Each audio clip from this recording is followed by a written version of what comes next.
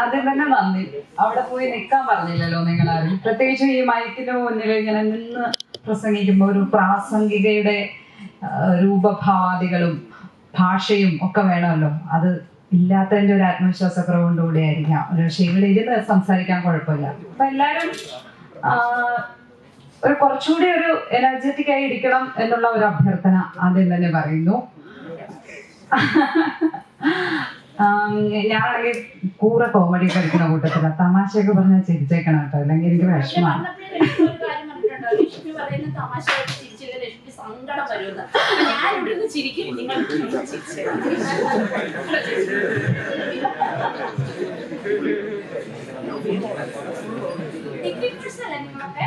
Degree course അല്ലേ?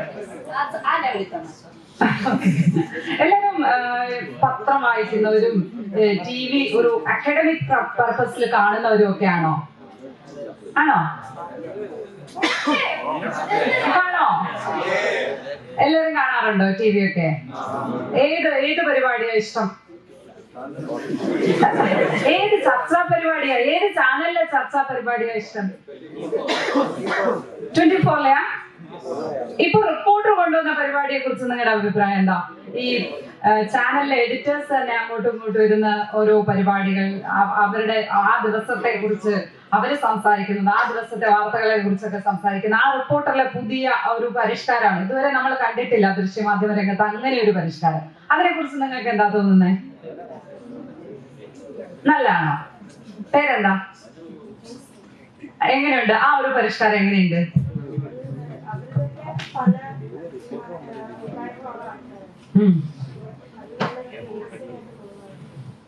അത് നല്ലൊരു കാര്യമായിരിക്കും അല്ലെ?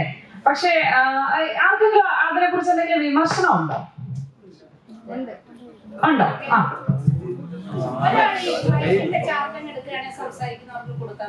എന്റെ വിമർശനം എന്ന് പറഞ്ഞു കഴിഞ്ഞാല് അത് ഓരോ ആസ്പെക്റ്റിലുള്ള മനുഷ്യനാണ്. ആ ആസ്പെക്ട് വെച്ചിട്ട് അവർ അങ്ങോട്ടും ഇങ്ങോട്ടും പറയുമ്പോൾ നമുക്ക് തന്നെ ഭയങ്കര ബോറിംഗ് ആയി തോന്നും. ഞാൻ ജേർണലിസ്റ്റ് ആയിട്ട് വർക്ക് ചെയ്തിട്ടുണ്ട്. അപ്പൊ എനിക്ക് തന്നെ തോന്നാറുണ്ട് ഇവർ എന്തൊക്കെയാ വിളിച്ച് പറയുന്നത്. അങ്ങോട്ടും ഇങ്ങോട്ടും കോമഡിയാണോ പറയുന്നത് അതോ ട്രാജഡിയാണോ? ആ ഒരു ലെവലിലോട്ടാണ് നമ്മളെല്ലാവരും ആ ഒരു ചർച്ചയെ നമ്മൾ കാണുന്നത്. പക്ഷേ നിർഭാഗ്യവശാൽ എന്തായാലും ഇപ്പൊ അത്തരത്തിലുള്ള ചർച്ചകൾ അല്ലെങ്കിൽ അത്തരം നമ്മൾ അങ്ങോട്ടും ഇങ്ങോട്ടും എന്തെങ്കിലും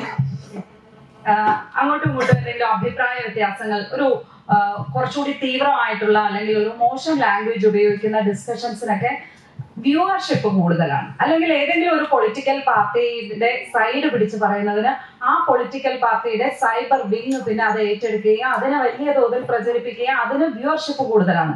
അപ്പൊ സ്വാഭാവികമായി എന്താ സംഭവിക്കുന്നതെന്ന് വെച്ചാൽ എല്ലാവരും അങ്ങനെ ഒരു പരിപാടി പ്ലാൻ ചെയ്യാൻ വേണ്ടി മത്സരിക്കും.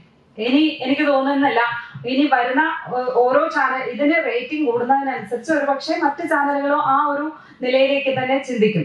ഞാൻ പ്രത്യേകിച്ചും ആ പരിപാടിയെ കുറിച്ച് അഭിപ്രായം ചോദിക്കാൻ കാരണം നമ്മള് ദ ഫോർത്ത് ഇപ്പോൾ വെബ്സൈറ്റിലും സോഷ്യൽ മീഡിയ പ്ലാറ്റ്ഫോമുകളിലുമാണ് ഉള്ളത്. പക്ഷെ അത് സാറ്റലൈറ്റ് ചാനൽ ആവാൻ പോവുകയാണ്. അപ്പൊ അതിനു മുന്നേ അവിടുത്തെ പരിപാടികൾ എങ്ങനെയുള്ളതായിരിക്കണം എന്നുള്ള ഒരു ആലോചന നടക്കുന്ന കൂട്ടത്തിൽ അന്നേരം റിപ്പോർട്ടിന് ഈ ഒരു പ്രോഗ്രാം വന്നിട്ടില്ല. അപ്പൊ എന്റെ മനസ്സില് നാഷണൽ മീഡിയയിലൊക്കെ ഇടയ്ക്ക് ഞാൻ കണ്ടിട്ടുണ്ട് അവിടുത്തെ എഡിറ്റേഴ്സ് അങ്ങോട്ടും ഇങ്ങോട്ടും സംസാരിക്കുന്നത്. അപ്പം ഞാൻ ഇങ്ങനെ ഒരു ഐഡിയ ആയിട്ട് ചോദിച്ചിട്ടുണ്ടായിരുന്നു, നമുക്ക് അങ്ങനെ ആയാൽ എങ്ങനെ ഉണ്ടാവും? ഏതെങ്കിലും ഒരു വിഷയത്തെ നമുക്ക് ഇന്നിപ്പം ന്യൂസ് ആ രാത്രിയിലത്തെ പ്രൈം ടൈം ഡിസ്കഷന് വേണ്ടി സബ്ജക്ട് തീരുമാനിക്കുന്നതിന് മുമ്പ് ആ വിഷയത്തിൽ നമുക്കൊക്കെ എന്താണ് അഭിപ്രായം എന്നുള്ളത് ഒരു ഓഫ് ക്യാമറ എന്ന് തോന്നുന്ന വിധത്തിൽ നമുക്ക് പറഞ്ഞാൽ എങ്ങനെ ഉണ്ടാവും? വളരെ മെച്ചുവേർഡ് ആയിട്ടുള്ള ഒരു ഡിസ്കഷൻ ആയിട്ടാണ് വിചാരിച്ചത്. അപ്പൊ അത് എത്രത്തോളം വർക്കാവോ എപ്പോഴും നടക്കുമോ എന്നൊക്കെ അന്ന് അവിടെ അഭിപ്രായമായിരുന്നു. പക്ഷെ അങ്ങനെ ഒരു പരിപാടി കണ്ടപ്പോൾ എനിക്ക് ആദ്യം ഭയങ്കര കൗതുകം തോന്നി, എന്താ പറയുന്നതെന്ന്.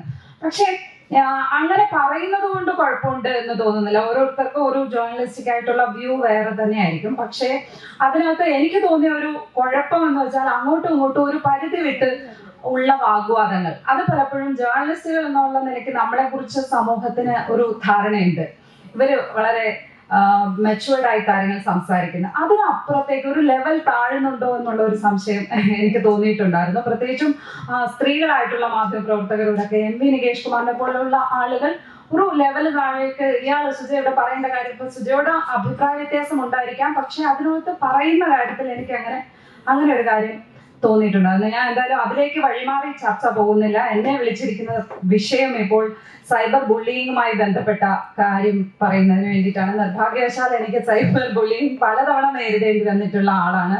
കഴിഞ്ഞ നിയമസഭാ തെരഞ്ഞെടുപ്പിന് തൊട്ടു മുമ്പ് ആണ് നിങ്ങളൊരു പക്ഷേ ഈ തെരഞ്ഞെടുപ്പുമായി ബന്ധപ്പെട്ട് സ്ഥാനാർത്ഥികളെയൊക്കെ ഇൻട്രൊഡ്യൂസ് ചെയ്യുന്ന പരിപാടികളൊക്കെ ഇഷ്ടംപോലെ കണ്ടിട്ടുള്ളവരായിരിക്കും.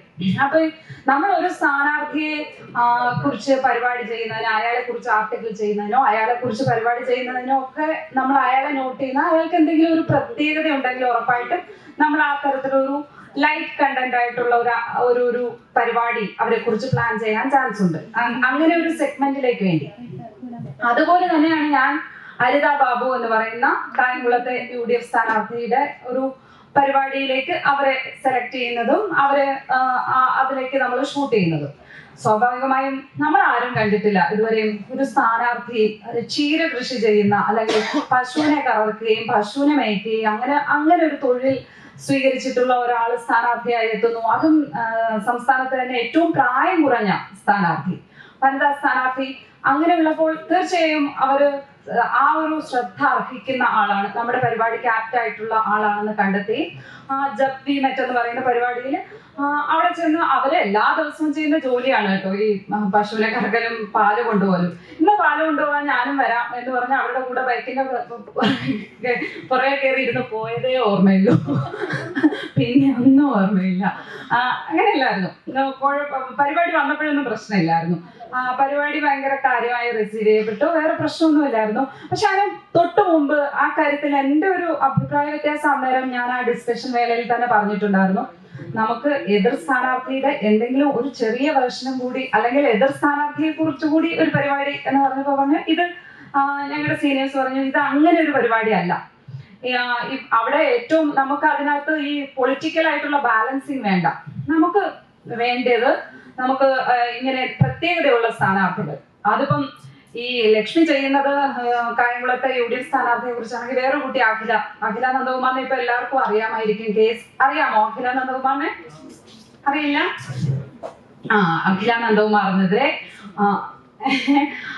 അഖില നന്ദകുമാറിനെതിരെ സംസ്ഥാന സർക്കാർ ഒരു കേസ് എടുത്തതിന്റെ പേരിൽ അവര് വളരെയധികം എല്ലാവർക്കും പ്രശസ്തയായിട്ടുണ്ടായിരുന്നു. അതായത് നമുക്ക് എല്ലാവർക്കും അറിയാവുന്ന ഒരാളായി മാറിയിട്ടുണ്ടെന്ന് നിങ്ങൾക്കും അറിയാവുന്നതായിരുന്നു ഞാൻ വിചാരിച്ചത്. അഖില, വിനീത തുടങ്ങിയ ആളുകൾക്കെതിരെയൊക്കെ കേസ് എടുത്തിട്ടുണ്ടായിരുന്നു. ആർഷോയുടെ പരാതിയിൽ കേസ് എടുത്തത് നിങ്ങൾക്ക് ഓർക്കാൻ പറ്റുന്നില്ലേ അഖിലെ? എന്തായാലും അഖിലയായിരുന്നു ജബ് വി മെറ്റ് ആ പരിപാടി എറണാകുളത്ത് നിന്ന് കാസർഗോഡ് വരെയുള്ള സ്ഥാനാർത്ഥികളെ നോക്കിയിരുന്ന അഖിലയായിരുന്നു. അപ്പൊ അഖില കൂടുതലും LDF കാൻഡിഡേറ്റ്സിനെയാണ് നോക്കിയിട്ടുള്ളത്, ഇതുപോലെ പ്രത്യേകതയുള്ളവര്. അപ്പം എനിക്കും ഉണ്ടായിരുന്നു കേട്ടോ, LDF കാൻഡിഡേറ്റ്സിനെ ഞാനും നോക്കിയിട്ടുണ്ടായിരുന്നു. അപ്പം ആ ഒരു തരത്തിലുള്ള ഒരു ബാലൻസിങ് അതിന്റെ ആവശ്യമില്ല എന്ന് പറഞ്ഞിട്ടാണ് ആ പരിപാടിക്ക് ഇറങ്ങുന്നത്. എന്തായാലും ഈ പാല് വിൽക്കാൻ പോകുന്നിടത്തും ഒക്കെ പോയി എല്ലാം എടുത്തു. അവര് വളരെ കൊളോക്കിയലായി സംസാരിക്കുന്ന, നമ്മുടെ ഒരു പരിപാടിക്ക് ആപ്റ്റ് ആയിട്ടുള്ള ഭയങ്കര വൈബ്രന്റ് ആയി സംസാരിക്കുന്ന ആളായിരുന്നു. അപ്പൊ അങ്ങനെ സംസാരിച്ച് സ്വാഭാവികമായും അങ്ങനെ സംസാരിക്കുന്ന ഒരാളോട് നമുക്ക് ഒരു ക്യാമറയുടെ മുന്നിൽ ചേച്ചിക്കൊക്കെ നന്നായി മനസ്സിലാവും, ഒരു ഇന്റിമസി നമുക്ക് ഫീൽ ചെയ്യും. ആദ്യത്തിൽ ഞങ്ങൾ സെൽഫി ഒക്കെ എടുത്തു. സാധാരണ അങ്ങനത്തെ പരിപാടികളിലൊക്കെ ഞങ്ങൾ സെൽഫി ഒക്കെ എടുക്കാറൊക്കെ ഉണ്ട്. ഇനി ആ സെൽഫി എടുത്തു, അതിന്റെ പശുവിന്റെ കൂടെ സെൽഫി എടുത്തു, പശുവിന്റെ തലോടിയൊക്കെ നോക്കി ഒരു ഉമ്മയൊക്കെ കൊടുത്തു പശുവിന്. സ്വാഭാവികമായും ഞാൻ ചെയ്യുന്ന കാര്യങ്ങളാണ്, ഇതിലൊന്നും ഒട്ടും ആർട്ടിഫിഷ്യലായിട്ട് ഒന്നുമില്ല. കാരണം എന്റെ വീട്ടിലും പശുക്കുട്ടിയും പശുവൊക്കെ ഉള്ള ഒരു അങ്ങനത്തെ ഒരു വീട്ടിൽ നിന്നും ചുറ്റുപാടിൽ നിന്നൊക്കെ വരുന്നത്. വാമനപുരത്ത് വളരെ ഒരു ഗ്രാമാന്തരീക്ഷത്തിൽ നിന്ന് വരുന്ന ഒരാൾ. എനിക്ക് പശുവിനെ കണ്ട പേടിയാവത്തൊന്നുമില്ല, ഞാൻ തലോടി ഉമ്മ കൊടുത്തു. ഞാൻ പട്ടിയെ കണ്ടാലും അങ്ങനെ തന്നെ, ജീവികളോടൊന്നും നമുക്ക് ഒരു പ്രശ്നമില്ല. അപ്പോ പക്ഷെ ഇത് ഒരു വർഷം കഴിഞ്ഞിട്ടാണ്. അപ്പൊ ഒരു രണ്ടാം പിണറായി സർക്കാർ വന്നപ്പോഴാണല്ലോ ഇത്. അപ്പൊ രണ്ടാമത് ഭരണം ഉറപ്പിച്ചതിന്റെ ഒരു പവർ നമുക്ക് എല്ലായിടത്തും കാണാം. അത് ഈ സൈബർ വിങ്ങുകൾക്കൊക്കെ ഒരു ഓവർ കോൺഫിഡൻസ് ഉണ്ട്. ആ ഒരു സമയത്ത് എനിക്ക് തോന്നുന്നു, നേരത്തെ ഞാൻ മനസ്സിലാക്കിയ പ്രകാരം നേരത്തെ തന്നെ അവരുടെ ഒരു ഗ്രൂപ്പിനകത്ത് പറഞ്ഞിട്ടുണ്ടായിരുന്നു, ഇത് കണ്ടില്ലേ എന്ന് പറഞ്ഞ്. ഇത് നമുക്ക് ആ ഫോട്ടോ, ഞാൻ പശുവിന് ഉമ്മ കൊടുക്കുന്ന ഫോട്ടോ ആ ഗ്രൂപ്പിനകത്ത് ഇട്ടിട്ട് ഇത് അപ്പം അവിടെ മുതിർന്ന ആരോ പറഞ്ഞു ഇത് അധികം എടുത്ത് ഇതാക്കണ്ട, ഇതിന് ആ സമയത്ത് പ്രോഗ്രാം വന്നപ്പോ തന്നെ ആ ഗ്രൂപ്പിനകത്ത് ആ പടം വന്നു. അപ്പൊ അതിൽ മുതിർന്ന ആരോ പറഞ്ഞു ഈ സമയം ഇത് ഉപയോഗിക്കണ്ട എന്ന് പറഞ്ഞു. അതായത് ഇലക്ഷൻ നടക്കുന്ന സമയത്ത് അത് അവർക്ക് തന്നെ അറിയാം, അത് തെറ്റായി വേറെ തിരിച്ചടിക്കുന്നുള്ള കാര്യം അവർക്ക് തന്നെ അറിയാം. അപ്പൊ അവരത് വളരെ കൃത്യമായി ഭരണമൊക്കെ ഉറപ്പായി സത്യപ്രതിജ്ഞ കഴിഞ്ഞ് ഏതാണ്ട് 1-2 മാസം കഴിഞ്ഞപ്പോഴാണ് വളരെ ആത്മവിശ്വാസത്തിൽ നിൽക്കുന്ന ഒരു സമയത്ത് ഒരു കാര്യവും ഇല്ലാതെ ആ ഫോട്ടോയും ഇതെന്ന് വെച്ച് ഏതോ ഒരു മേധാവി കാണും, ഇതിൽ ഏതെങ്കിലും ഒരാളുണ്ടാവും, അയാൾ പറയുന്ന ഒരു നിർദ്ദേശം അനുസരിച്ചായിരിക്കും ഒരു 1-2 പേരെ എനിക്ക് പലരും ഫോർവേഡ് ചെയ്ത് തന്നിരുന്നു സോഷ്യൽ മീഡിയയിൽ ഒരു പോസ്റ്റ്, പിന്നെ അതിന്റെ താഴെ കമന്റുകൾ. അപ്പൊ പെട്ടെന്ന് മനസ്സിലാവുന്നില്ല ഇത് ഇങ്ങനെ പെട്ടെന്ന് ഈ പരിപാടി ഇവിടുന്ന് പൊങ്ങി വന്നത്. അപ്പൊ സ്വാഭാവികമായും നമ്മൾ പോയി ഒരു സ്ഥാനാർത്ഥിയെ കുറിച്ച് ചെയ്യുമ്പോൾ അവര് ആത്മവിശ്വാസത്തിലാണെന്ന് പറയും, അവര് അങ്ങനെയൊക്കെ പറയുമല്ലോ. അതിനെയൊക്കെ എടുത്തിട്ട് കായംകുളത്ത് ഹരിതയെ ജയിപ്പിക്കാൻ നടക്കുകയായിരുന്നു ഇവരെന്ന്. അതെങ്ങനെ ശരിയാവുന്നു? അതെങ്ങനെയാണ് അങ്ങനെ വ്യാഖ്യാനിക്കാൻ പറ്റുന്നത്? കായംകുളത്ത് ഹരിതയെ ജയിപ്പിക്കാൻ നടക്കുകയായിരുന്നു. പിന്നെ ഇവര് പിന്നെ തീർത്തും സ്ത്രീ വിരുദ്ധമായ പരാമർശങ്ങൾ, ഈ പശുവിന് ഉമ്മ കൊടുക്കുന്ന പടം പോലും ഉപയോഗിച്ച് തീർത്തും വൈകൃതമായിട്ടുള്ള കമന്റ്സ് ആ തരത്തിൽ ചിത്രീകരിക്കുക. അങ്ങനെ ഒരാൾക്ക് താങ്ങാൻ പറ്റുന്നതിനപ്പുറം എല്ലാം ആ സോഷ്യൽ മീഡിയയില് അന്നേരം നടന്നിട്ടുണ്ടായിരുന്നു. അന്നേരം എനിക്ക് പലരും പറഞ്ഞു കുറച്ച് ദിവസത്തേക്കൊന്ന് മാറി നിൽക്കുന്നോ, അല്ലെങ്കിൽ ഈ കമന്റ്സ് ഒക്കെ ഡിലീറ്റ് ചെയ്യുന്നോ? ഞാൻ പറഞ്ഞില്ല. കാരണം ഇതൊരു എന്താ പറയുക, ഒരു രേഖയാണ്, അതവിടെ കിടക്കട്ടെ. കേസിന്റെ പുറകെ പോയാൽ നടക്കുന്നൊന്നും തോന്നുന്നില്ല. നമുക്ക് തന്നെ അറിയാം, ആക്ടിന്റെ 66A എടുത്തു കളഞ്ഞത് കാരണം നമുക്ക് പല IT കേസുകൾ, സൈബർ കേസുകൾ നമ്മൾ കൊടുത്തിട്ട് പലപ്പോഴും കാര്യമൊന്നും ഉണ്ടാവാറില്ല. ആ പ്രതികൾ വെറുതെ പോകുന്ന ഒരവസ്ഥയാണ്. പോലീസിന് പിടിച്ച് വരട്ടാന്നുള്ളതേ ഉള്ളൂ. ആ കൂട്ടത്തിൽ നിങ്ങൾക്കൊക്കെ ഒരുപക്ഷെ അറിയോന്ന് എനിക്കറിയില്ല, ഒരു ബീന സണ്ണി എന്ന് പറയുന്ന ഒരു മനുഷ്യന് ആ സമയം അയാള് പിന്നെയാണ് ഞാൻ മനസ്സിലാക്കുന്നത് അയാള് ബീന സണ്ണി എന്ന് പറയുന്ന ആള് ആണാണ്. പക്ഷെ അയാളുടെ ഭാര്യയുടെ പേര് ഉപയോഗിച്ചിട്ടാണ് ഈ ബീന സണ്ണി എന്ന് പറയുന്ന ഒരു ഫീമെയിൽ എന്ന് വ്യാജേന ഇങ്ങനെ ഒരു ID ഉണ്ടാക്കി സ്ത്രീപക്ഷ രാഷ്ട്രീയം പറയും, ഇടതുപക്ഷ രാഷ്ട്രീയം വളരെ ശക്തമായി പറയും.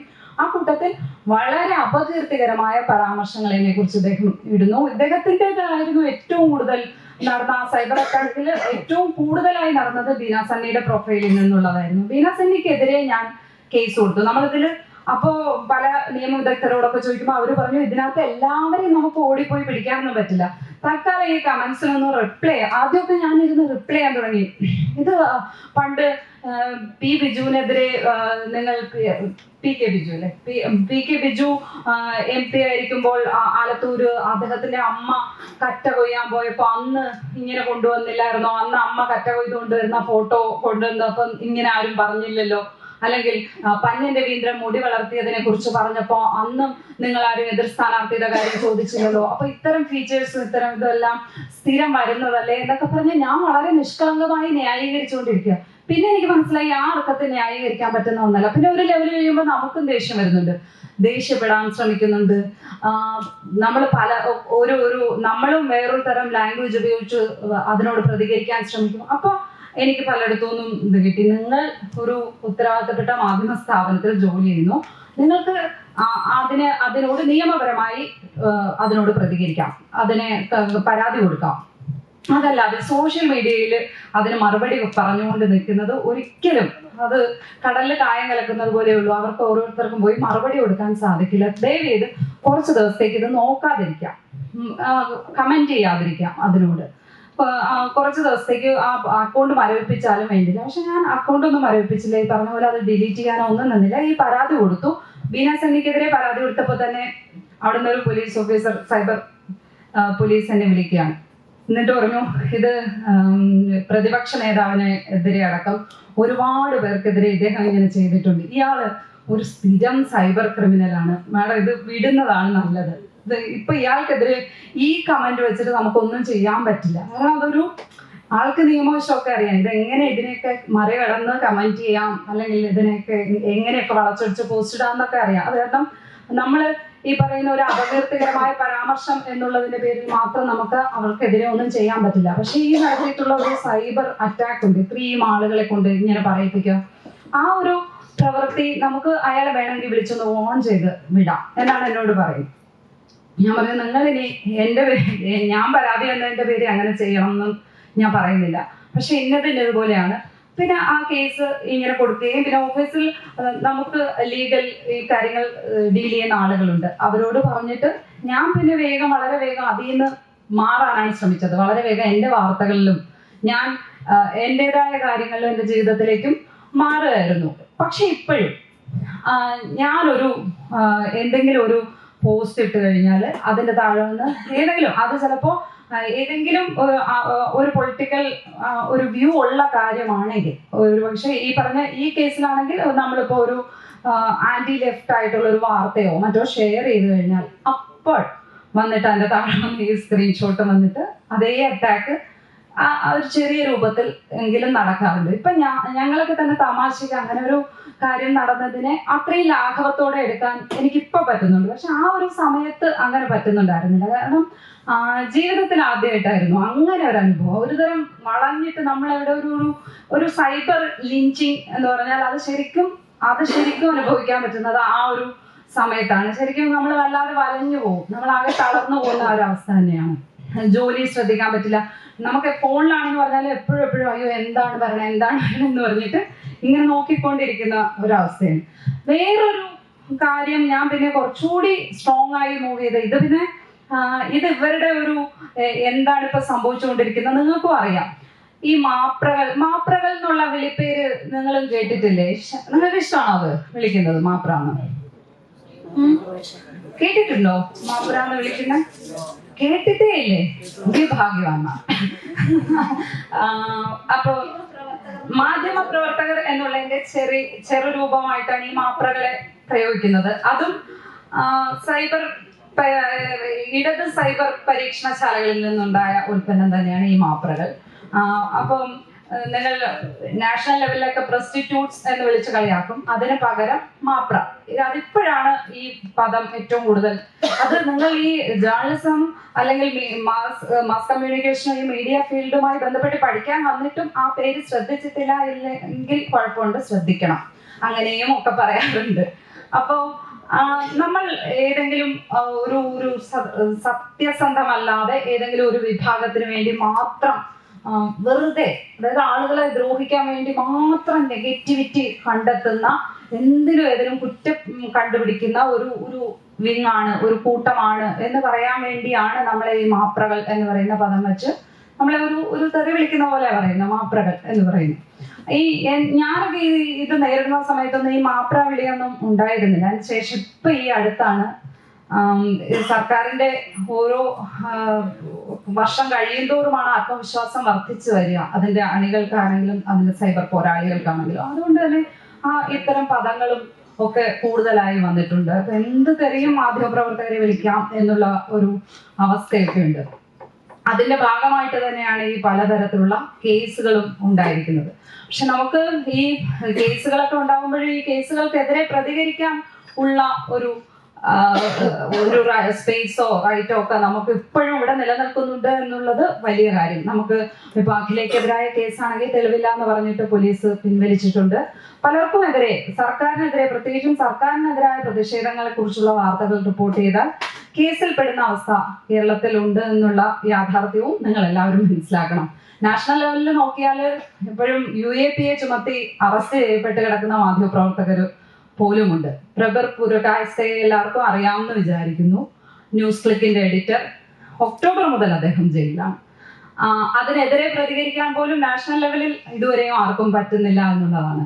ഒരു മാധ്യമ സ്ഥാപനമോ മാധ്യമ പ്രവർത്തകർ ആരും തന്നെ ഇൻഡിവിജ്വലായി ആളുകൾ ഉണ്ടാകും, സ്വതന്ത്ര മാധ്യമ പ്രവർത്തകർ ഉണ്ടാകും അതിനെക്കുറിച്ച് സംസാരിക്കുന്ന. അതല്ലാതെ വ്യവസ്ഥാപിതമായ മാധ്യമ സ്ഥാപനങ്ങളിൽ ജോലി ചെയ്യുന്ന അല്ലെങ്കിൽ വ്യവസ്ഥാപിതമായ മാധ്യമ സ്ഥാപനങ്ങളൊന്നും തന്നെ ആ ഒരു അവസ്ഥനെതിരെ യാതൊരു വാർത്തയും, അദ്ദേഹം 6 മാസമായി ഒരു ഭീകരനെ പോലെ ജയിലിൽ കിടക്കാണ്, UAPA ചുമത്തപ്പെട്ട്. നമുക്കറിയാം ഇവിടെ സിദ്ദിഖാപ്പനെയും മീഡിയനെതിരായി ഉണ്ടായ വിലക്ക്, സിദ്ദിഖാപ്പൻ അറസ്റ്റ് ചെയ്യപ്പെട്ടത് ഒക്കെ എല്ലാവർക്കും അറിയാം. ഇപ്പോഴും ജാമ്യത്തിൽ മാത്രമാണ് ഉള്ളത്, കേസ് പിൻവലിക്കപ്പെട്ടിട്ടില്ല. ഇത്തരം കാര്യങ്ങളൊക്കെ നാഷണൽ ലെവലിൽ കുറച്ചുകൂടി സ്ട്രോങ് ആണ് ഈ കാര്യങ്ങൾ. നമുക്ക് സ്വാതന്ത്ര്യം എന്ന് പറയുന്നത്, പത്രസ്വാതന്ത്ര്യം എന്നൊക്കെ പറയുന്നത് എഴുതി കാണിക്കാൻ മാത്രമുള്ള ഒന്നായി മാറിയിട്ടുണ്ട്.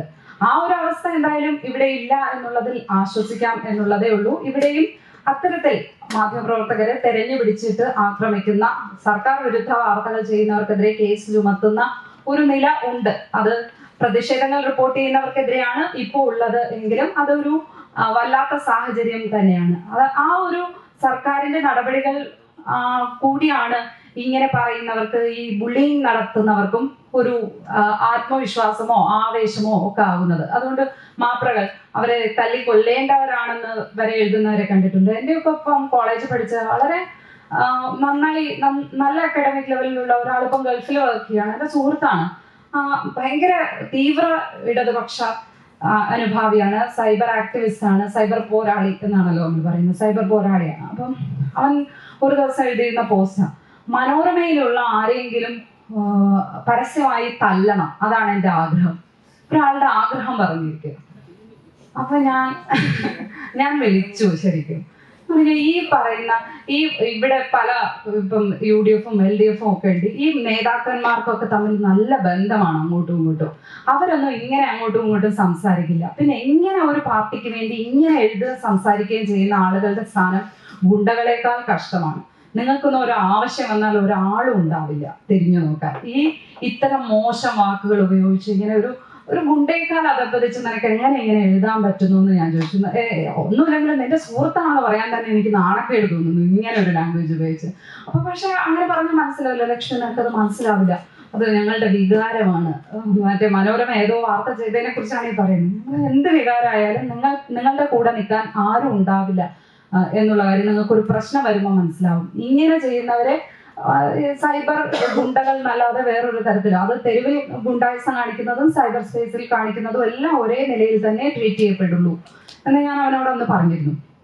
ഈ ബീന സന്നെ എന്ന് പറയുന്ന മനുഷ്യന്റെ ഐഡന്റിറ്റി അയാൾ തന്നെ പിന്നീട് വെളിപ്പെടുത്തിയതിന്റെ 2 ദിവസം കഴിഞ്ഞ് അദ്ദേഹം ആത്മഹത്യ ചെയ്യുന്ന ഒരു സ്ഥിതി ഉണ്ടായി. പിറ്റേ ദിവസം അദ്ദേഹം ആത്മഹത്യ ചെയ്തു. അതിനെനിക്ക് വേറൊരു കാര്യം തോന്നി. നമ്മളിപ്പോ വീരപ്പൻ മരിച്ചാൽ വീരപ്പൻ മരിച്ചു എന്ന് മാത്രമേ പറയാൻ പറ്റുള്ളൂ. നമുക്ക് അദ്ദേഹം സാമൂഹ്യ പരിഷ്കർത്താവായിരുന്നു എന്ന് പറയാൻ പറ്റില്ല. കാട്ടുകള്ളൻ വീരപ്പൻ മരിച്ചു എന്നെ നമ്മൾ വാർത്ത കൊടുക്കുള്ളൂ, അല്ലേ? ആരാണെങ്കിലും ഗോവിന്ദസ്വാമി മരിച്ചാൽ ഗോവിന്ദസ്വാമി മരിച്ചു, ബലാത്സംഗ കേസിൽ കുറ്റവാളി എന്നേ പറയുള്ളൂ. അതുപോലെ തന്നെ ആരോ ഇങ്ങനെ ദിനാസന്ധി എന്ന് പറയുന്ന ആള് പബ്ലിക്കായി ഇത്രയും ഞങ്ങൾക്ക് ഒരു തലവേദനയായിട്ടുള്ള ആളാണെന്ന് സൈബർ പോലീസ് പറഞ്ഞ കാര്യം ഇയാൾ മരിച്ച സമയത്ത് ഞാനിങ്ങനെ ആലോചിച്ചു. ഞാൻ പോസ്റ്റ് ഇടാനോ ഒന്നിനും പോയില്ല. നമ്മളൊരാൾ മരണം എന്ന് പറയുന്ന ഒരു യാഥാർത്ഥ്യം ഉണ്ടല്ലോ, അതിനോട് എല്ലാവരും ആ ഒരു യാഥാർത്ഥ്യവും സത്യവും മനസ്സിലാക്കിയിരിക്കേണ്ടവരാണ്. ആ നേരത്ത് നമുക്ക് എന്തെങ്കിലും ഒരു ദേഷ്യം ഉണ്ടെങ്കിൽ തന്നെ അത് എക്സ്പ്രസ് ചെയ്യേണ്ട ആവശ്യമില്ല. അതുകൊണ്ട് ആ കാര്യങ്ങൾ ഞാൻ പക്ഷെ എനിക്ക് ഇയാളുടെ മരിച്ച വാർത്ത കേട്ടപ്പോൾ പെട്ടെന്ന് ആ അറ്റാക്കിന്റെ സമയത്തെ കാര്യങ്ങൾ വീണ്ടും ഇങ്ങനെ ഓർമ്മ വന്നിരുന്നു. അയാള് അറ്റാക്ക് ചെയ്ത മറ്റ് സ്ത്രീകളും ഉണ്ട് ഒരുപാട് പേര്. അവര് പലരും എന്നെ വിളിക്കും, പോസ്റ്റ് ഇട്ടാലോ, പോസ്റ്റ് ഒന്നും ഇടരുത്, അങ്ങനെ ചെയ്യാനേ പാടില്ല, ഈ ഒരു സമയം അങ്ങനെ ചെയ്യാൻ പാടില്ല എന്നുള്ളതാണ് എൻ്റെ അഭിപ്രായം എന്ന് പറയുകയും ചെയ്തു. പക്ഷെ ഞാൻ നോക്കുമ്പോൾ അദ്ദേഹം ഏതോ ചെകുവേര മരിച്ച പോലെയൊക്കെയാണ് പോസ്റ്റ്. അങ്ങനെ അത്ര വലിയ വിപ്ലവ കാവ്യങ്ങൾ അദ്ദേഹത്തിന് വേണ്ടി ഫേസ്ബുക്കിൽ. ഏതോ എൻ്റെ വളരെ അടുത്ത സുഹൃത്ത് എഴുതിയ ഒരു പോസ്റ്റിന് മാത്രം എന്നോട് പക്ഷേ സൈബർ പോലീസ് പറഞ്ഞിട്ടുണ്ടായിരുന്നത് അദ്ദേഹം സ്ഥിരം ഒരു പ്രശ്നം ഉണ്ടാക്കുന്ന സൈബർ ക്രിമിനൽ ആയിരുന്നു എന്നാണ് എന്നോട് പറഞ്ഞിട്ടുള്ളത്. പല സ്ത്രീകൾക്കും ഇതിങ്ങനെ ദുരനുഭവം ഉണ്ടായിട്ടുണ്ട് എന്ന് പറയുന്ന ഒരു കമന്റ് ഇട്ടു. ആ കമന്റിനായി പിന്നെ അതാണ് ഈ അടുത്ത നേരിട്ട് വരുന്നത്, ഒരാളെ മരണത്തിലും വെറുതെ വിടില്ല എന്ന് പറഞ്ഞിട്ട്. പക്ഷെ അതിനോട് ഇപ്പം എൻ്റെ സീനിയേഴ്സിൽ തന്നെ പലരും പറഞ്ഞു അത് വേണ്ടിയിരുന്നില്ല എന്ന് പറഞ്ഞു. ഇപ്പം എത്ര തന്നെ ക്രിമിനലാണ്, ഇപ്പൊ എങ്ങനെയാണെങ്കിലും അയാൾ മരിച്ച പോസ്റ്റിൽ ഒരു വിഭാഗം അവര് അതിൽ സങ്കടപ്പെടുന്ന ഒരു വിഭാഗത്തിന്റെ ഇപ്പം ഇത് സുഹൃത്താണ് ഈ പോസ്റ്റ് ഇട്ടത് എന്നുള്ളതൊന്നും നാട്ടുകാർക്ക് അറിയില്ലല്ലോ, സുഹൃത്തിന്റെ പോസ്റ്റിന് താഴെയാണ്. പക്ഷെ അത് വേണ്ടിയിരുന്നില്ല എന്നുള്ള അഭിപ്രായവും വന്നിട്ടുണ്ടായിരുന്നു. അതിലൊക്കെ പല അഭിപ്രായങ്ങളുണ്ട്. നമുക്ക് ഏതറ്റം വരെ നമ്മുടെ അഭിപ്രായങ്ങൾ സോഷ്യൽ മീഡിയയിലൊക്കെ രേഖപ്പെടുത്താം എന്നുള്ളതിനൊക്കെ സംബന്ധിച്ചുള്ള ചർച്ചകൾ വേറെയാണ്. പ്രത്യേകിച്ചും മാധ്യമപ്രവർത്തകരായിട്ടുള്ള ആളുകൾക്ക് സോഷ്യൽ മീഡിയയിൽ പ്രതികരിക്കുന്നതിന് പല സ്ഥാപനങ്ങളിലും പല നിയന്ത്രണങ്ങളും ഉണ്ട്. ഏതായാലും ഭാഗ്യവശാൽ നമ്മുടെ സ്പേസിലൊന്നും അങ്ങനെ, നമ്മൾ ജോലി ചെയ്യുന്ന സ്ഥാപനത്തിലൊന്നും ഇപ്പോൾ അങ്ങനെ ഒരു സോഷ്യൽ മീഡിയയിൽ പോസ്റ്റ് ചെയ്യുന്നതിന് എന്തെങ്കിലും പ്രശ്നമൊന്നുമില്ല. കാരണം സോഷ്യൽ മീഡിയ കൂടിയാണ് തൽക്കാലത്തേക്കെങ്കിലും നമ്മളിപ്പോൾ വാർത്തകൾ കൊടുത്തുകൊണ്ടിരിക്കുന്നത്. അത് കാരണം ആ സ്പേസിൽ ഉപയോഗപ്പെടുത്തരുത്, ആ സ്പേസിലൊന്നും എഴുതാൻ പറ്റില്ല എന്ന് തൽക്കാലം അവർക്ക് പറയാൻ പറ്റില്ല. പക്ഷേ മനോരമ പോലുള്ള ഇടങ്ങളിൽ എനിക്കറിയാം അവർ സോഷ്യൽ മീഡിയയിൽ പോസ്റ്റ് ചെയ്യുന്നതിനും ഒക്കെ അവർക്ക് നിയന്ത്രണങ്ങൾ കൃത്യമായുണ്ട്. അങ്ങനെ നമ്മുടെ ഒരു എന്തെങ്കിലും രാഷ്ട്രീയ ചായവോ ഒന്നും പ്രകടിപ്പിക്കുന്ന ഒരു പോസ്റ്റ് നമുക്ക് സോഷ്യൽ മീഡിയയിൽ ഷെയർ ചെയ്യാൻ പറ്റില്ല. വേറൊരു സൈബർ ഈ അർത്ഥത്തിലുള്ള ഒരു പൊളിറ്റിക്കൽ അല്ലാത്ത തരത്തിലുള്ള സൈബർ ബുള്ളിങ് എന്നതിനും അതിനും അപ്പുറമായിട്ടുള്ള ഒരു കാര്യം അനുഭവിക്കേണ്ടി വന്നതെന്ന് വെച്ചാൽ നമ്മൾ ഈ വാർത്ത, ഞാൻ കുറെ കാലം ഏഷ്യാനെറ്റ് ന്യൂസിൽ വാർത്ത വായിച്ചിരുന്ന ആളാണ്. ആരെങ്കിലും ഒന്ന് TV കണ്ടിട്ടുണ്ടോ?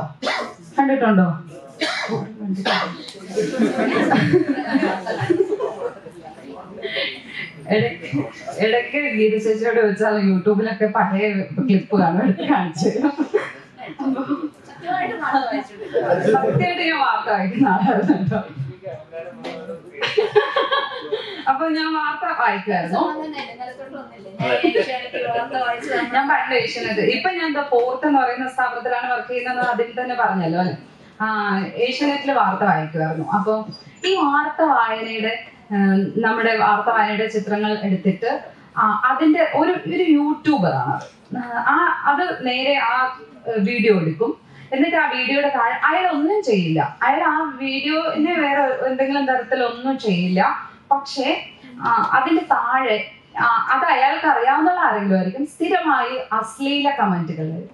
പിന്നെ അതിനുള്ള മറുപടി, അങ്ങനെ ഒരു സ്ത്രീയെ എങ്ങനെയൊക്കെ സൈബർ സ്പേസിൽ എങ്ങനെ അപമാനിക്കാമോ അങ്ങനെ തീർത്തും ലൈംഗിക ചൊവ്വയുള്ള പരാമർശങ്ങളൊക്കെ ആയിട്ട് ഇങ്ങനെ വലിയൊരു ചാറ്റ് തന്നെ എൻ്റെ താഴെ നടക്കും. 1-2 എണ്ണം കണ്ടു, വിട്ടു. ഇതിങ്ങനെ തുടർന്നുകൊണ്ടിരിക്കുക. അത് പിന്നെ ഏതോ ഒന്നായപ്പം വേറൊരാളും കൂടി ഇതുപോലെ യൂട്യൂബ് തുടങ്ങി, അതും എന്റെ തന്നെ പടം വെച്ചിട്ട്. പിന്നെ അതിനകത്താണെങ്കിൽ കുറച്ച് ഓഡിയോ ഒക്കെ മിക്സ് ചെയ്ത് അയാൾ വേറെ അടുത്ത ലെവലിലേക്ക് കടന്നു. അപ്പൊ എനിക്ക് മനസ്സിലായി ഇത് കൈവിട്ടു പോകുന്നുണ്ടെന്ന് കരുതിയിട്ട് ഞാൻ വീണ്ടും പോലീസിന് കംപ്ലൈന്റ് ചെയ്തു. അപ്പൊ ആദ്യം ഈ ബീന സണ്ണിക്കെതിരെ കേസിന് പോയപ്പോൾ ഉള്ള അനുഭവം എനിക്കുണ്ട്. ഇതില് അവര് ഭയങ്കര ഉഴപ്പമിട്ടാണ് വിളിച്ചിട്ട്, മാഡം ഇതിന്റെ പിറകെയൊക്കെ നടക്കണോ, ഇങ്ങനെയൊക്കെ അവര് തന്നെ നമ്മളോട് ചോദിക്കും. അത് പറ്റില്ലല്ലോ എന്ന് കരുതി ഞാൻ ട്രിവാൻഡ്രം ബ്യൂറോയിൽ പറഞ്ഞ് ഞങ്ങളുടെ ഒരു അരുൺകുമാർ എന്ന് പറയുന്ന ഞങ്ങളുടെ പോലീസ് ബീറ്റ് കൈകാര്യം ചെയ്യുന്ന റിപ്പോർട്ടറെ അടുത്ത് പറഞ്ഞ് കമ്മീഷണർ ലെവലിൽ ഇടപെട്ടിപ്പിച്ചു. കമ്മീഷണറാണ് ആദ്യം സൈബർ പോലീസിനോട് ആദ്യം ഇതിൽ കേസ് എടുക്കണമെന്ന് പറഞ്ഞ് അങ്ങോട്ട് വിളിച്ച് ഇടപെടുക. അപ്പൊ അവർക്ക് പെട്ടെന്ന് ആ കോള് വന്ന് വിത്തിൻ 24 hours അവര് ആ യൂട്യൂബറെ പിടിച്ചു. അപ്പൊ ഒരാള് തന്നെയാണ് ഈ യൂട്യൂബ്സ് രണ്ടെണ്ണത്തിനെതിരെ കംപ്ലൈന്റ് കൊടുത്തു. അതിൽ ആദ്യത്തെ ആളെ പിടിച്ചു. ഞാൻ നോക്കുമ്പോൾ പാലക്കാട് ഒരു ദിവസം എനിക്ക് രാവിലെ കോള് വരുവാണ്. ഈ തലേന്ന് നമ്മൾ പോയി കമ്മീഷണറെ കാണുന്നു, അന്ന് അയാൾ നിർദ്ദേശം കൊടുക്കുന്നു. പിറ്റേ ദിവസം തന്നെ എനിക്ക് കോള് വരികയാണ്. രാവിലെ ഞാൻ ഓഫീസിൽ പോകാൻ ഇറങ്ങുമ്പോൾ, ഒന്ന് വേഗം വരണം മാം, സൈബർ പോലീസ് സ്റ്റേഷനിലേക്ക് വരണം. എന്താ കാര്യം? ആ യൂട്യൂബറെ പിടിച്ചിട്ടുണ്ട്. അതിനെ ഞാൻ എന്തിനാ ഇപ്പൊ അങ്ങോട്ട് വരുന്ന എന്തിനാ? അല്ല, ഞങ്ങൾ സൗകര്യം ഉണ്ടാക്കി തരാം, ഒരൊറ്റ അടി മാഡം കൊടുക്കണം. അതായത് അടി കൊടുക്കാനോ അയാൾക്കോ? എനിക്കൊന്നും പറ്റില്ല, എനിക്കൊന്നും പറ്റില്ല, അടിക്കാനൊന്നും എനിക്ക് പറ്റില്ല, ഞാൻ അങ്ങനെയൊന്നും ചെയ്യുന്ന ആളല്ല. അല്ല മാഡം, ഇവന്മാർക്കൊക്കെ അതേ പറ്റുള്ളൂ, നല്ല 2 അടി കൊടുക്കാൻ ഞങ്ങൾ സൗകര്യം ഒരുക്കി തരാം. നമ്മളൊന്നും പറ്റില്ല. പക്ഷെ ഞാൻ വരാം. ചെന്നപ്പോ ഇത്രയുള്ളൊരു പയ്യൻ, പാവം തോന്നുന്നു നമുക്ക് കണ്ടാല്, അവിടെ നിൽക്കുകയാണ്. അവൻ കോളേജിൽ പഠിക്കുകയാണ്, 2nd year കണ്ടാണ്. പാലക്കാടാണ്, പാലക്കാട് ആ സൈഡിലുണ്ട്. പാവം തോന്നി ശരിക്കും കണ്ടപ്പോ. അച്ഛനും അമ്മയൊക്കെ കൂലിപ്പണിക്കാരാണ്. അങ്ങനെയൊക്കെ ചോദിച്ചു.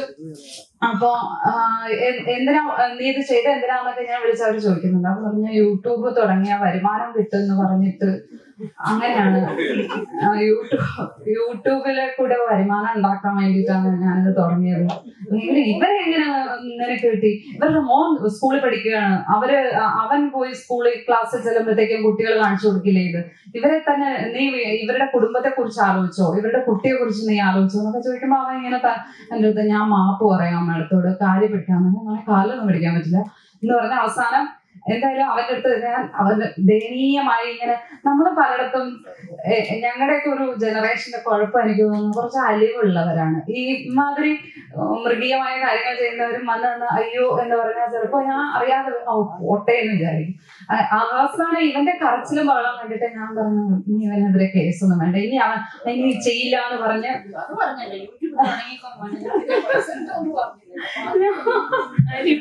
അല്ല അവസാനം എന്റെ കൂടെ ഒന്ന് ഫ്രണ്ട് പറഞ്ഞു, ഓ അവസാനം പറഞ്ഞില്ലായിരുന്നെങ്കിൽ ചിലപ്പോ കാറ് കയറ്റി കൊണ്ടുപോയി റെയിൽവേ സ്റ്റേഷനിൽ വിടുമെന്ന് പേടി തോന്നിയിരുന്നു. ആ മോനെ നീ ഇനി എങ്ങനെ പോകുന്നൊക്കെ അവസാനം ഞാൻ പറയും നിന്റെ ഒരു ഫോട്ടോ എടുക്കണം, നിന്റെ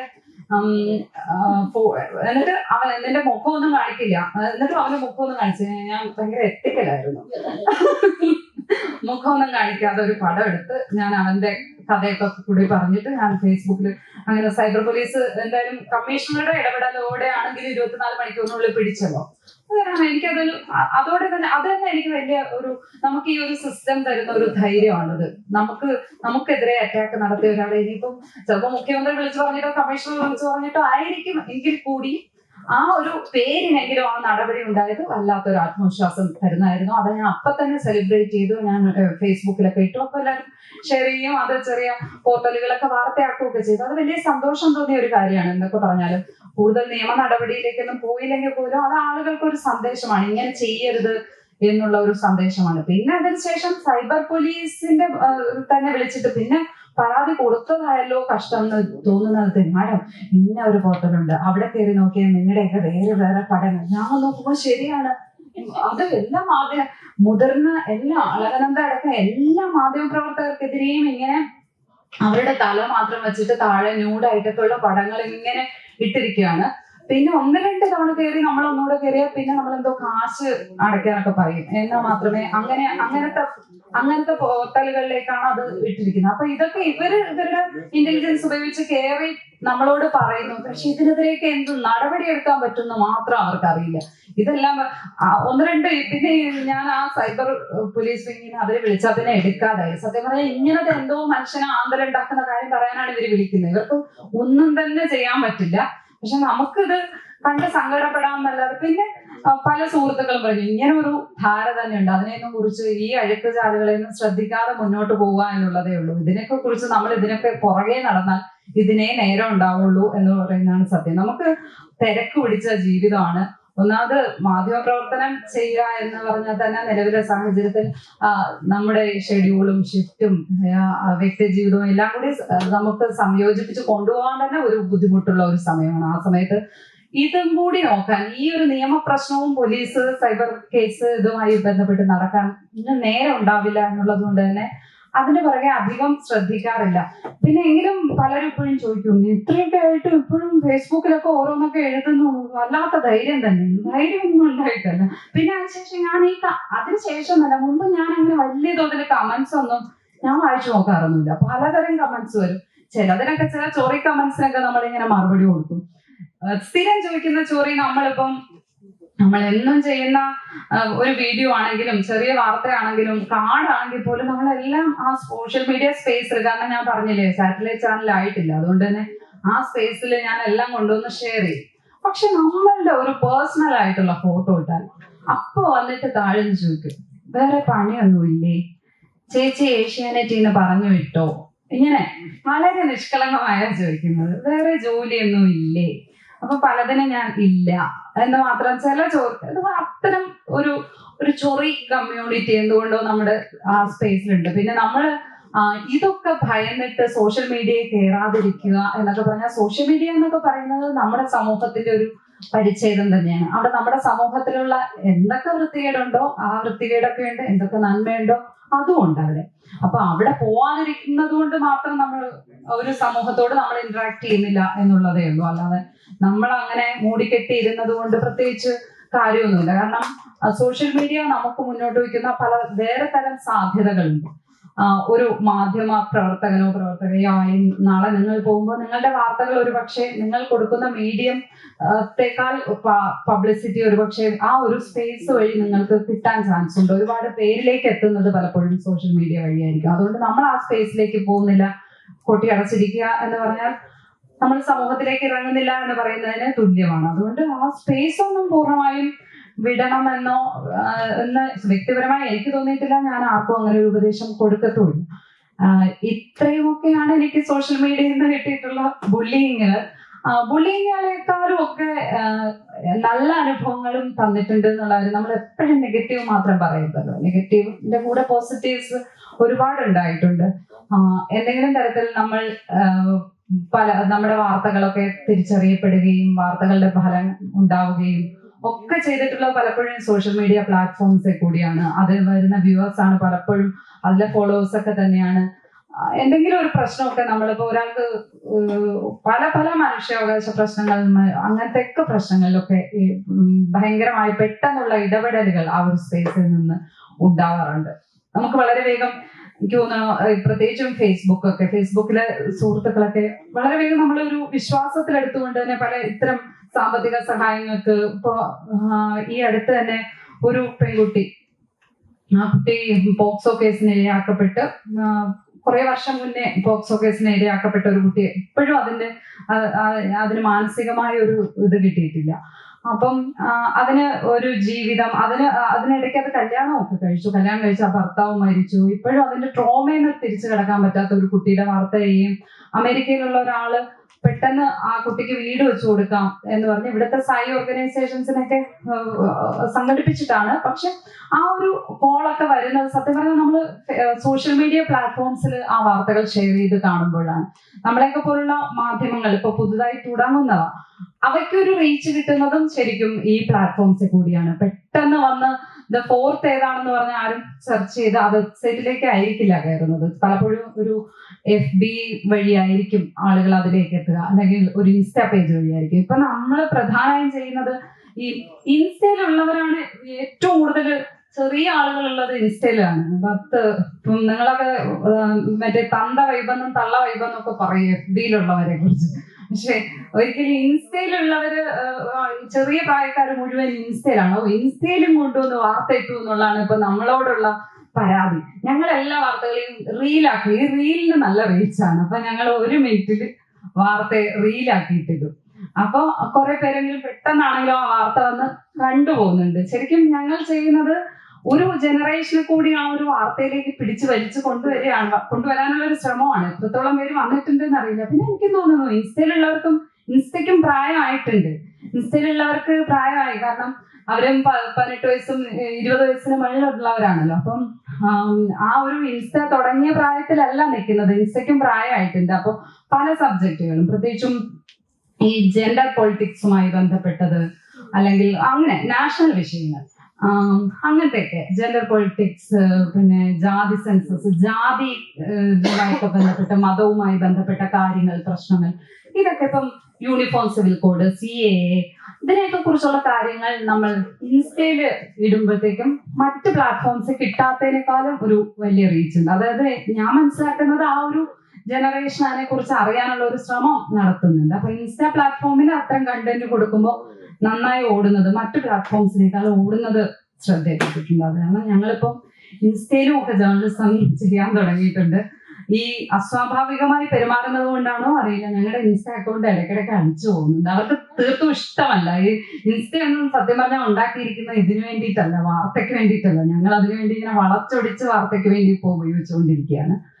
ഇതൊക്കെയാണ് മൊത്തത്തിൽ പറയാനുള്ളത്. ഇനി എന്തെങ്കിലുമൊക്കെ സംസാരിച്ചിരിക്കാമെന്ന് തോന്നുന്നു ഇച്ചിരി നേരം കൂടെ, അല്ലെ? ചോദിച്ചാൽ നന്നാവും. ഞാനൊരു കാര്യം ചോദിക്കട്ടെ, നിങ്ങൾക്ക് ആർക്കെങ്കിലും ഇങ്ങനെ സൈബർ ഇടത്തിൽ എന്തെങ്കിലും പ്രശ്നം അനുഭവിക്കേണ്ടി വന്നിട്ടുണ്ടോ?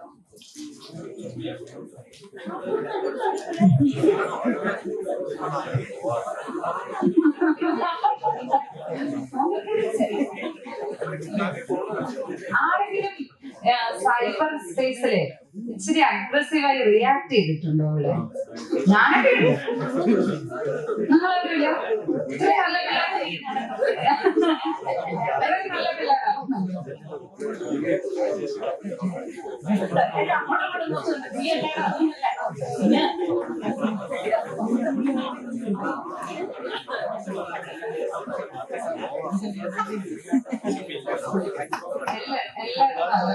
ആരും സൈബർ സ്പേസിൽ പോയാൽ ശരി സാർ എന്ന് പറയുന്ന മട്ടിൽ, അല്ലേ? സുക്കറണ്ണൻ പറയുന്ന എല്ലാ റൂൾസും അതേപടി പാലിക്കുന്നവരാണല്ലേ നിങ്ങളെല്ലാവരും? ഉറപ്പാണോ? ഇനി വേറൊരു കാര്യം ചോദിച്ചോട്ടെ, നിങ്ങൾ എല്ലാവരും കേൾക്കുന്ന കാണുന്ന ഒരു വാർത്തയാണ് പലപ്പോഴും സ്വകാര്യമായ സംഭാഷണങ്ങൾ പരസ്യപ്പെടുത്തിയതിനെ തുടർന്ന് കുട്ടി ആത്മഹത്യ ചെയ്തു, കുട്ടിയുടെ അമ്മ ആത്മഹത്യ ചെയ്തു, അത് ആരെങ്കിലും ആത്മഹത്യ ചെയ്തു. അതെങ്ങനെയാ സംഭവിക്കുന്നത് നിങ്ങൾ എപ്പോഴെങ്കിലും ചിന്തിച്ചിട്ടുണ്ടോ? നിങ്ങൾ ഫോൺ വിളികളിൽ അങ്ങനെ ശ്രദ്ധിക്കാറുണ്ടോ? ഇങ്ങനൊരു വാർത്ത എവിടെയെങ്കിലും കണ്ടിട്ടുണ്ടോ? സ്വകാര്യ സംഭാഷണങ്ങള്, ചാറ്റുകള്, അല്ലെ വീഡിയോകള്, ഇതെല്ലാം വീഡിയോകൾ വന്നു എന്ന് പറഞ്ഞാൽ ഏതെങ്കിലും റൂമിൽ ചെന്ന് എന്തെങ്കിലും അങ്ങനെ ചെയ്ത ഒന്നും ആയിരിക്കില്ല, അതൊന്നും അല്ല. പക്ഷെ സ്വകാര്യ ചാറ്റുകൾ പരസ്യപ്പെടുത്തിയതിന്റെ പേരിൽ ആത്മഹത്യ ചെയ്തു, അത്തരം വാർത്തകൾ കണ്ടിട്ടുണ്ടാവും. അതും കണ്ടിട്ടില്ലേ? അങ്ങനെയുണ്ട് ലോകത്തില്.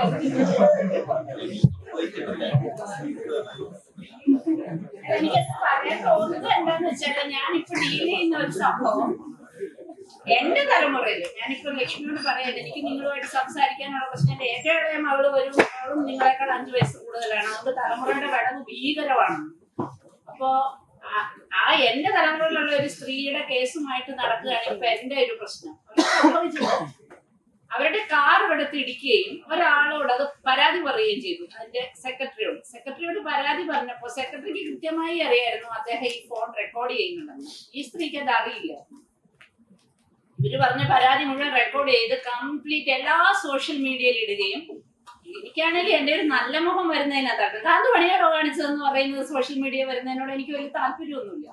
ഇവര് താനെന്ത് ഒരു ഭയങ്കര പേടിച്ച് ജീവൻ പേടിച്ച് നിൽക്കുന്നതുകൊണ്ട് അവരെന്തൊക്കെയോ പറഞ്ഞു അതിരില്ല എന്നുള്ള കുറെ അപ്പുറമൊന്നുമില്ല, വേറെ തെറിയൊന്നും പറഞ്ഞില്ല. ഇവരോർത്തു നമ്മുടെ ഒരു സ്വകാര്യ സംഭാഷണം. ഞാനും ഇയാളും തമ്മിലൊരു സംഭാഷണം നടത്തി. എന്നോട് ദേഷ്യം വന്നു, കുറെ പറഞ്ഞു. ഞാനിത് പറഞ്ഞു കഴിഞ്ഞാൽ തന്റെ ധാരണ എന്താ, ഇത് ഞാനിപ്പോ പരാതിപ്പെടുത്തിയാൽ എന്റെ അനുമതി, നമുക്ക് എല്ലാവർക്കും ഒരു തെറ്റിദ്ധാരണയാണ്. നമ്മുടെ ഒരു സ്വകാര്യ സംഭാഷണം നമ്മളുടെ അനുമതി ഇല്ലാതെ ഒരാൾ പരസ്യപ്പെടുത്തിയാല് അത് ക്രിമിനൽ കുറ്റമാണ്, അല്ലേ? ആണെന്ന് എത്ര പേരാ പറയുന്നേ? കൈ പൊക്കടവേ അല്ലേ? ഈ കൈ പൊക്കാത്തവരായിരിക്കാ അല്ല എന്ന് വിചാരിക്കുന്നവരൊന്നും പറഞ്ഞേ. ഇപ്പൊ എനിക്ക് മനസ്സിലായി, കൈ പൊക്കുന്നതിന്റെ പ്രശ്നം അല്ല എന്ന് ആർക്കെങ്കിലും തോന്നുന്നുണ്ടോ? അല്ലേ ആണോ? ആണെന്ന് കുറെ പേര് പറഞ്ഞു. അല്ല എന്ന് കുറച്ചു പേര് വിചാരിച്ചിരുന്നല്ലോ. അപ്പൊ എല്ലാരും പറയുന്നത് ഞാനും ലക്ഷ്മിയും തമ്മിലൊരു പ്രൈവറ്റ് ടോക്ക്, എനിക്കറിയില്ല ലക്ഷ്മി റെക്കോർഡ് ചെയ്യുന്നുണ്ട്, ഞാൻ റെക്കോർഡ് ചെയ്തു, ഞാൻ എടുത്ത് പരസ്യപ്പെടുത്തിയാൽ അത് ക്രിമിനൽ കുറ്റമാണ്. അപ്പൊ എനിക്ക് എന്ത് ചെയ്യാൻ പറ്റും? അങ്ങനെ ചെയ്യുന്നതിനെതിരെ കേസ് കൊടുക്കുമ്പോ എന്ത് സംഭവിക്കും? എന്റെ മാനം കപ്പലൊക്കെ കയറി. അപ്പൊ എനിക്ക് മാനനഷ്ടത്തിനാണ് ഞാൻ കേസ് കൊടുക്കുന്നത്. അപ്പൊ എനിക്ക് എങ്ങനെ നീതി കിട്ടും?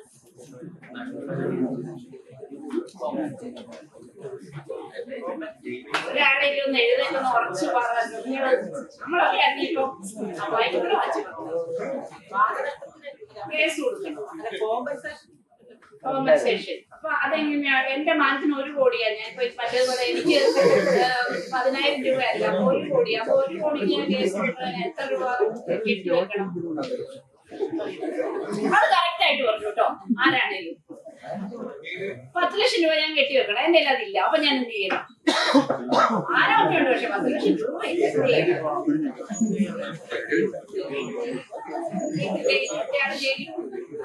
അല്ലെ?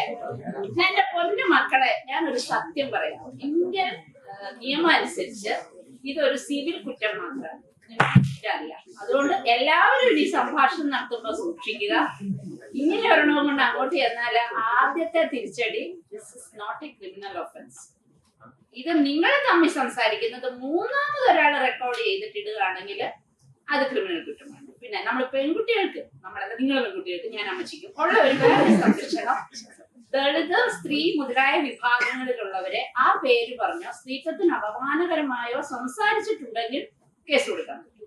ഇതൊന്നും അല്ലാതെ താൻ എന്ത് ചെയ്തു എന്നുള്ള മട്ടിലുള്ള ഒരു വഴക്കോ പ്രശ്നമോ അല്ലെ. നമ്മുടെ സ്വകാര്യ സംഭാഷണം സ്വകാര്യമായിട്ട്, അത് ഒരു പക്ഷെ നമ്മുടെ ഒരു സുഹൃത്തിനെ പറ്റിയാകാം, ഭാര്യ ബന്ധത്തെ പറ്റിയാകാം, പ്രണയത്തെ പറ്റിയാകാം, സ്വകാര്യ സംഭാഷണം ഒരിക്കലും വെളിയിൽ അറിയേണ്ടാത്ത ആണെങ്കിൽ പോലും അവര് എടുത്ത് പബ്ലിഷ് ചെയ്ത് കഴിഞ്ഞാൽ അത് ക്രിമിനൽ കുറ്റം.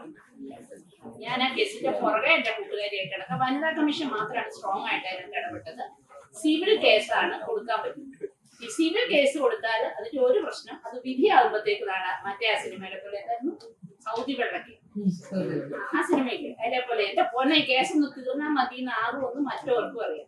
നിങ്ങൾക്ക് ഞാൻ ഭയമല്ല ജാഗ്രതയാണ് വേണ്ടതെന്ന് പറയുന്ന ഒറ്റ ഉപദേശം പറയുന്നത്രേ ഉള്ളൂ. ഫോൺ എടുത്ത് സംസാരിക്കുമ്പോൾ പോലും വളരെയധികം ശ്രദ്ധിക്കണം.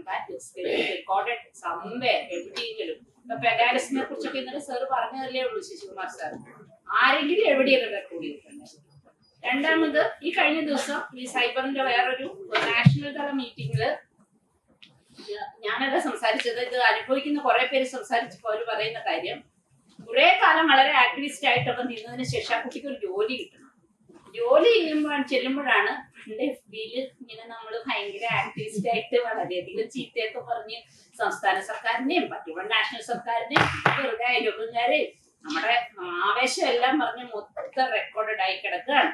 അതിലും കഷ്ടം നമ്മൾ പത്രത്തിലേക്ക് കത്തെഴുതിയതിനെ കുറിച്ചാണ് പലരും പറഞ്ഞത്. പത്രത്തിൽ കത്തെഴുതിയിട്ട് അത് പബ്ലിഷ് ചെയ്ത് കിടപ്പുണ്ട്. ഹിന്ദു മുതലായ എല്ലായിടത്തും പബ്ലിഷ് ചെയ്ത് കിടപ്പുണ്ട്. ഇത് ഓരോ പത്രത്തിലെ പത്രാധിപർക്കും വരുന്ന കത്തുകൾ അല്ലെങ്കിൽ അവരോട് ചോദിക്കണം അതൊന്ന് റിമൂവ് ചെയ്യാവോ സോഷ്യൽ മീഡിയ എന്നോ നെറ്റ്വർക്കിൽ നിന്നോ, കാരണം ഇത് കാരണം ജോലി കിട്ടുന്നില്ല, ഇത് കാരണം എന്റെ വിസ റിജക്റ്റഡ് ആകുന്നുണ്ട്, ഇത് കാരണം ഞാൻ പോലീസ് വെരിഫിക്കേഷന് പോകുമ്പോൾ അവരാദ്യം ഇതെടുത്ത് കാണും. ഞാൻ ഓർക്കുന്നു പോലും ഇല്ല, അന്ന് ഞാൻ നിങ്ങളുടെയൊക്കെ പ്രായത്തിൽ ചെയ്തതായിരിക്കും. ഒരു 28 വയസ്സിൽ അടുത്ത വിദ്യാഭ്യാസത്തിന് പോകുമ്പോഴായിരിക്കും ഫണ്ട് നമ്മൾ എഴുതി വെച്ചിട്ടുണ്ടെന്ന് പറഞ്ഞുകൊണ്ട് നിങ്ങളെ ഒരിക്കലും വിട്ടുപോകാത്ത ബർത്ത് മാർക്ക് പോലെ അത് രേഖപ്പെടുത്തും. അതുകൊണ്ട് സൈബർ ഇടമാണിപ്പോൾ ഓരോ വാക്കും ഓരോ പ്രവൃത്തിയും ഓരോ ആക്ഷനും വളരെ കൃത്യമായിട്ട് രേഖപ്പെടുത്തുന്നുണ്ട്. വളരെയധികം സൂക്ഷിച്ചും സത്യസന്ധം അല്ലെങ്കിൽ ആ സ്റ്റാൻഡിങ് ഉണ്ട്. ഞാൻ ഈ പറഞ്ഞ് ഞാൻ ഉറച്ചു നിൽക്കരുത്. ജോലി കിട്ടിയാലും ശരി, എനിക്ക് വിസ കിട്ടിയില്ലെങ്കിലും ശരി, എനിക്ക് ആത്മഹത്യ ചെയ്യേണ്ടി വന്നാലും ശരി എന്നുള്ള അത്ര ചാവറാണെങ്കിൽ ഇതിന് എനിക്കൊന്നും പറയാനില്ല, ഞാൻ ചെയ്യാം, അത്രേ ഉള്ളൂ. പക്ഷേ നിങ്ങളുടെ ഓരോ വാക്കുകളും ഇപ്പൊ ഈ പറഞ്ഞ എന്താ ബാബുവിന്റെ പശുക്കുട്ടീനെ മുമ്പ് വെച്ചത് ഞാനാണെങ്കിൽ അത്രയും കൂടെ ആയിരിക്കില്ല, അതിനകത്ത് തോളക്കൂടെ വെച്ചേക്കും അത്രയ്ക്ക്. പക്ഷെ അതിൽ സ്റ്റാൻഡ് ചെയ്യണം. ശരിയാണ്, എനിക്ക് പശുക്കുട്ടീനെ ഇഷ്ടമാണെന്ന് എനിക്ക് എന്താ വിചാരം എന്ന് പറയുന്നിടത്ത് നമുക്ക് ഓക്കെ. പക്ഷെ എനിക്ക് നിങ്ങളുടെ തലമുറയോട് പറയാനുള്ളൊരു കാര്യം, എനിക്ക് ഒരുപാട് ഇത്തരം അനുഭവങ്ങളിൽ കൂടി ജേർണലിസ്റ്റ് എന്ന നിലയ്ക്കും ഭർത്താവ് അഡ്വക്കേറ്റ് എന്ന നിലയ്ക്കും കടന്നു പോകേണ്ടി വരുന്നത് കൊണ്ടും എല്ലാ കുട്ടികളോടും പറയാണ്, ഓരോ വാക്കിനെ കുറിച്ച് ശ്രദ്ധിച്ച്. വാക്ക് സത്യമാണെന്നായിരുന്നു എന്റെ തലമുറ പറയുന്നത്. വാക്ക് സത്യം മാത്രമല്ല, നാളത്തെ ചിലപ്പോൾ ഭീഷണിയും കൂടെ ആകാൻ സാധ്യതയുണ്ട്. ഓരോ വാക്കും സൂക്ഷിച്ചു മാത്രം ഫോണ് കാണലും എവിടെയാണെങ്കിലും മനസ്സിലാണെങ്കിലും. നമ്മൾ പറയില്ല നമ്മുടെ ചിന്തയാണ് വാക്കുകളായി വരുന്നത്. ചിന്ത വരുമ്പോൾ പോലും കൃത്യമായി അതിനെ ഒരു വഴിയിലേക്ക്, കൃത്യമായ വഴിയിലേക്ക് നയിക്കാനായിട്ട് നിങ്ങൾ ശ്രദ്ധിക്കുക. എന്റെ തലമുറയുടെ ഒരു കുഴപ്പം ഇതാണ്, ഒരു വേദി കിട്ടിയ ഉപദേശിച്ചിരിക്കും. എന്റെ ഉപദേശം ഇതോടെ തീർന്നു.